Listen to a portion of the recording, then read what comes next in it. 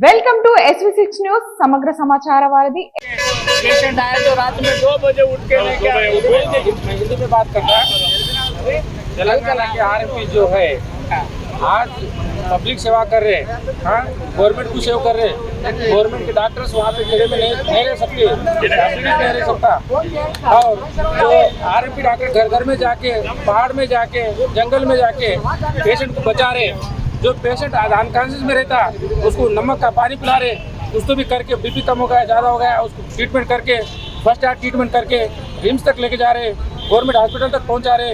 ये सिर्फ RMP doctor कर सकता, बाकी कोई डॉक्टर नहीं कर सकता।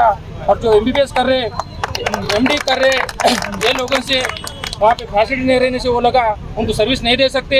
PSC में असल तो गवर्नमेंट का गलती है, क्यों बोल तो जो भी डॉक्टर PSC में रह रहा, सिविल सर्जन करके उन्होंने सिटी में रह के 10 बजे हॉस्पिटल में आ रहा, 2 बजे तक नहीं रह रहा, 1-2 घंटे ड्यूटी करके प्राइवेट में हॉस्पिटल चला रहा।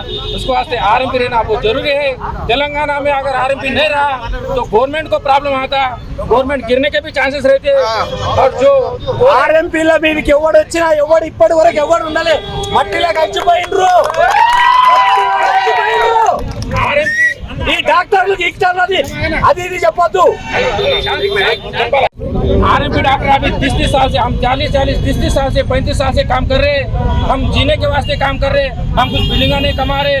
हाँ हमारे तरफ से गरीब लोगों को सहूलत हो रहा। हम 10 रुपये ले रहे, 20 रुपये ले रहे, उनको ट्रीटमेंट कर रहे। जो गरीब लोगों के पास आज खाने को मोहताज है वो लोग आज सुपर मल्टी स्पेशलिटी हॉस्पिटल में नहीं जा सकते, हैदराबाद तक नहीं आ सकते। तो हमारा जो भी प्रॉब्लम है गवर्नमेंट सॉल्व करना बोल के हम गवर्नमेंट को कितने बार फाइट कर रहे। वाइस राज सेक्रेटरी साहब CM था, जब भी हम फाइट करे हमारे को ट्रेनिंग दिए, गवर्नमेंट हॉस्पिटल में जाके तुम्हारे को जीने के वास्ते चांसेस है बोल के हमारे को सर्टिफिकेट देते बोले, वो भी नहीं दिया। कौन सा भी गवर्नमेंट आ रहा हमारे साथ अन्याय कर रहा, हमारे को न्याय होना बोल के आज हम सब लोग तेलंगाना के यहाँ पे जमा होके गवर्नमेंट से फाइट करने को वास्ते आए। और पुलिस वाले हमारे को जबरदस्ती अरेस्ट कर జోలికి రావద్దు। మెయిన్స్గా ఫస్ట్ ఎయిడ్ తప్ప వేరే ఏం చేస్తలేము, పెద్ద కేసులు చేస్తలేము, అబార్షన్లు చేస్తలేము, మెడిసిన్లు అమ్ముతలేము। ఇప్పుడు ఒక కార్పొరేషన్ హాస్పిటల్లో వాళ్ళు ట్రీట్మెంట్ చేస్తే ఒక మోనోసాపో ఏదో ఇంజెక్షన్స్ వాళ్ళు పెట్టమంటే మేము పెడుతున్నాం। ఇక్కడ 10 రూపాయలు 50 రూపాయలు తీసుకొని పెడుతున్నాం। అలాంటప్పుడు మేము పెద్ద యాంటీబయాటిక్ ఏడా రాస్తున్నాం, ఏడా ఇస్తాం సార్। ఎంతమంది వచ్చారు హైదరాబాద్కి? మేము హైదరాబాద్ మొత్తం తెలంగాణ మొత్తం వచ్చినామండి। ఎంతమంది ఉంటారు? దగ్గర దగ్గర మరి ఇక్కడ 5,000 మంది లేరు కదా? ఇక్కడ 5,000 మంది లేరు కదా? ఇక్కడ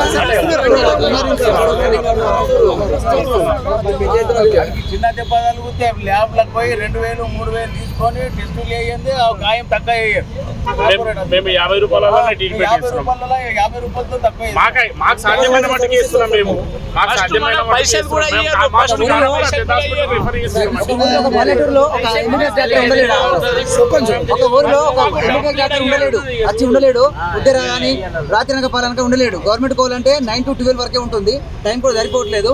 ఒక సామాన్య ట్రీట్మెంట్ చేసుకుంటున్నాం, సామాన్యంగా బతుకుతున్నాం। చేనుల పొలాలలో ఒక MBBS డాక్టర్ వచ్చి కూడా విలేజ్లలో సేవ చేయలేరు కదా సార్? మమ్మల్ని తిరగకుండా చేస్తున్నారు వాళ్ళు। ఎలక్షన్ టైంలో బెనిపోర్ట్లో మరి పెడుతున్నారు వీళ్ళు ఆర్ఎంపీలకు, మేము సపోర్ట్ ఇస్తాము, మీరు సర్టిఫికేట్ ఇస్తాము, మీరు ట్రీట్మెంట్ మీరు బతుకు ఒక భరోసా ఇస్తామని అంటున్నారు। అంతకుముందు వైఎస్ రాజశేఖర రెడ్డి గారు మాకు 1000 గంటల ట్రైనింగ్ కూడా ఇచ్చిండు మరి 429 జీవో ప్రకారం। మళ్ళా తర్వాత కేసీఆర్ కూడా బడ్జెట్ ఇష్యూ చేసిండు, బడ్జెట్ ఇష్యూ చేసి మరి వీళ్ళందరూ ఏకమై రండి, అప్పటి వరకు మేము ట్రైనింగ్ ఇవ్వమని చెప్పేసి ఆగింది। మళ్ళీ రేవంత్ రెడ్డి మన ముఖ్యమంత్రి గారు కూడా తన మెనిపోర్ట్లో పెట్టిండు, మీ బతుకు భరోసా ఇస్తామని చెప్పేసి, మీకు ఒక సర్టిఫికేట్ ఇస్తామని। ఇంతవరకు ఏం లేదు, మేము ఇట్లా రోడ్ల మీద వచ్చుకుంటున్నాము। మా జీవనోపాధి ఇది ఉన్నది, మాకు ఇంకా వేరొకటి వృత్తి లేదు, మరి మేము ఎట్లా బతకాలి? రైడింగ్ ఆపాలండి, మా మీద రైడింగ్ ఆపాలా అంతే। మేము ఇక్కడ పోరాటం చేయడానికి రాలేదు, ప్రభుత్వంకు మేము వ్యతిరేకం కాదు, మా మీద దయ తలంచుండి అని చెప్పేసి మేము రేవంత్ రెడ్డి గారిని మేము వేడుకుంటున్నాం।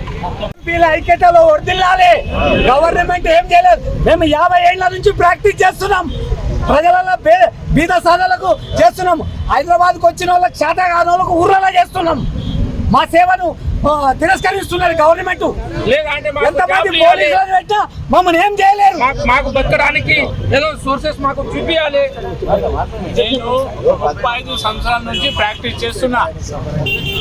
35 సంవత్సరాల నుంచి ప్రాక్టీస్ చేస్తున్నా. ఇదివరకు దాకా ఇంత బురదలలో పోయి రాత్రి 2 బజే పోయి వాళ్ళు పిలిస్తే నేను ట్రీట్మెంట్ ఇస్తే పైసలు ఇస్తారు, లేకపోతే అట్లానే చూడు మా బాధ మాకు తెలుసు. 35 సంవత్సరాల నుంచి మేము గరీబులకు సేవ చేసుకుంటా, పైసలు లేనోనికి ఆదుకుంటా.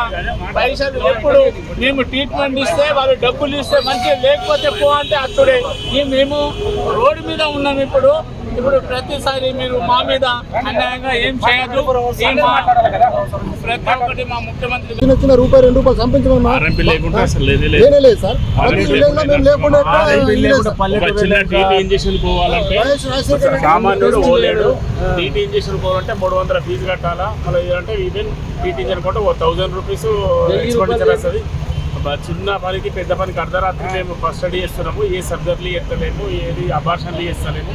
మ్యాక్సిమంగా పల్లెటూరులో సేవ చేస్తున్నాం. మేము 10 రూపాయలు ఇచ్చిన సేవ చేస్తాము, 20 రూపాయలు ఇస్తాం. కార్పొరేషన్ పోవాలంటే చిన్న టీటీ ఇచ్చిన 1000 రూపాయలు 1500 కావాలి.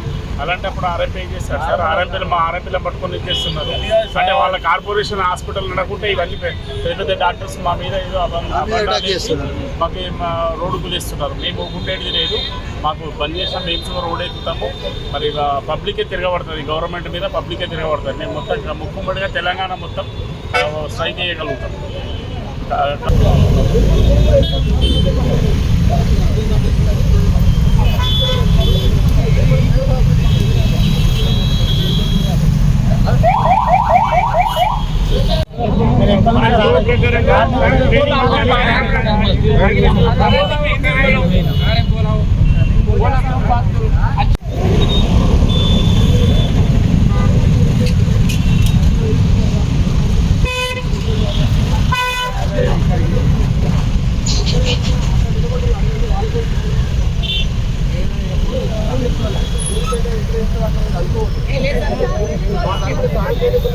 ప్రొసీజర్ ఇది కాదు, అది అయిపోయింది.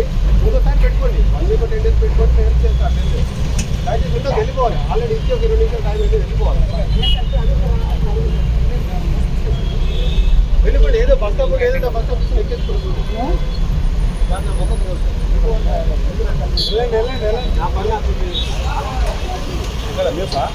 ఏం చేసు